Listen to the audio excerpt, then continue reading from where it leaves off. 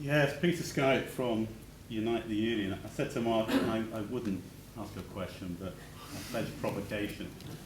And I guess it's a question I put to all three panellists, which is that you're concentrating very much on the economic benefits, but what about the social impact?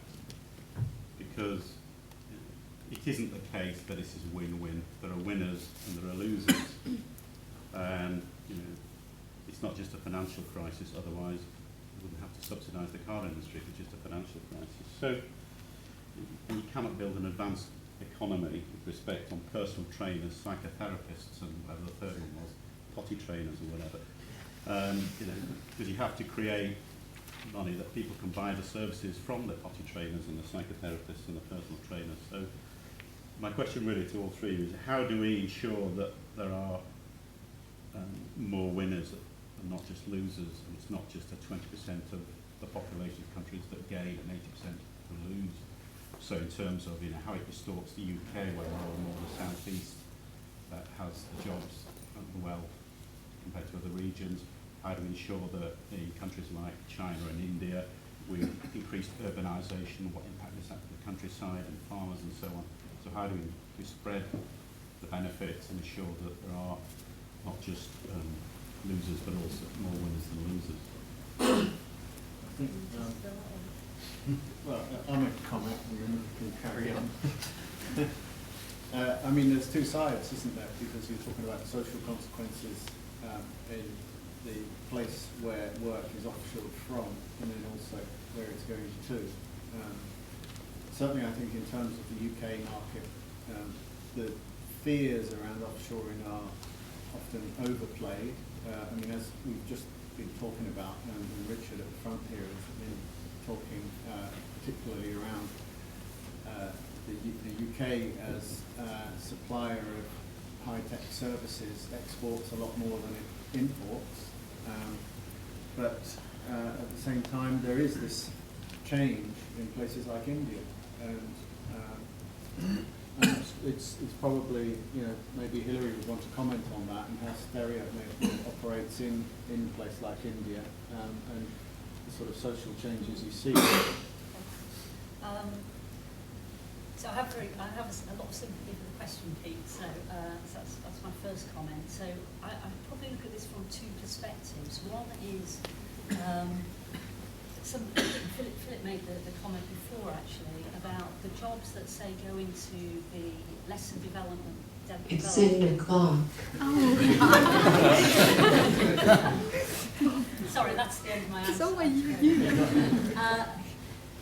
think that for every job created in say, India or China, you are typically getting other jobs in the periphery being created as a result of that job. It isn't just lining the pockets of the rich people in India. There are a lot of millionaires in India and in China, more billionaires in China than any other country in the world, for example. So it's not just going there, it is going into the people in the communities. Secondly, particularly if I focus on the IT industry, I think almost without exception, all IT companies have corporate social responsibility programs, and ours is absolutely led by our chief executive and chairman in France. He absolutely looks after this around the world, and then we have local teams. So the community programme will apply in the UK, it will apply in Norway, it will apply in India. And the kinds of things that ourselves and many other companies are doing there is sponsoring schools, trying to get better education, particularly for girls over there who are have much lesser, let's say, opportunities than boys in India. We're looking at health and sponsor a burns unit over in Chennai. We put in an awful lot of effort to help get the fishing communities down in Chennai back on their feet again after the tsunami, which was a terrible disaster. And what we did actually was we coordinated with NASCOM that Mark has mentioned, which is the India industry body, and through the NASCOM Foundation, the charitable foundation, to actually mobilise the IT industry not just from a money perspective, but from a volunteering perspective as well. So I think that's half of the answer piece, looking at the impact that happens in those countries. Notwithstanding the point you make about urbanisation, I agree. I think that is a natural way of the world. It's like looking at the England in the industrial revolution. Urbanisation happened. I'm not sure it's necessarily pin the causes specifically there. I think if I then look at your point about where are the jobs in the future, again, I don't think anybody can actually point to the answer, but then again, if you go back in history and look at the historical context, neither could people foresee the jobs of the future 50 years ago. Who would have thought about Google? Most of the top companies in the global Fortune 500 are totally different to the companies that were there 50 years ago. Some of them have only been created in the last 20, 25 years, like the Googles in the world. So I think it's very hard to predict what those jobs will be. I think there's a difference between the macro and the micro impact. I think absolutely everybody sympathises the person that loses their job. That's bad.